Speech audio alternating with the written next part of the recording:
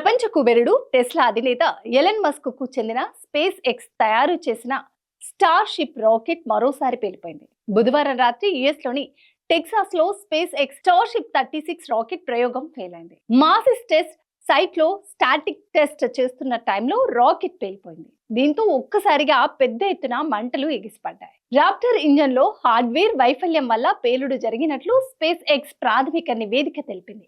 ఇక రాకెట్ ప్రయోగ కేంద్రం వద్దే పేలిపోవడం, అది కూడా మొదటి దశలోనే రాకెట్ ధ్వంసం అవ్వడం స్పేస్ ఎక్స్ కు తీవ్ర ఎదురుదెబ్బ తగిలినట్లయింది. ఈ ఘటనలో కొంతమందికి గాయాలైనట్లు సమాచారం.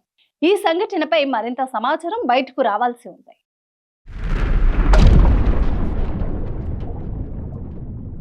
ఇంధన ట్యాంక్ ముందు భాగంలో పేలుడు సంభవించిందని రాకెట్ శాస్త్రవేత్త స్కాట్ మ్యాన్లీ తాజాగా ఎక్స్ వేదికగా వీడియో పోస్ట్ చేశారు. వీడియోలో కొన్ని ఫ్రేమ్లు గమనిస్తే ముందుగా ఉన్న ట్యాంక్ వేరు కావడం, మిథేన్ వాయువు బయటకు రావడం వల్ల ఒక ఇంపల్స్ ఏర్పడింది. కింద ఉన్న ట్యాంక్ ఒత్తిడికి గురైంది. దీంతో ప్రోపైలట్ మిశ్రమం ద్వారా అగ్ని ప్రమాదం సంభవించింది అని ఆయన స్పష్టం చేశారు.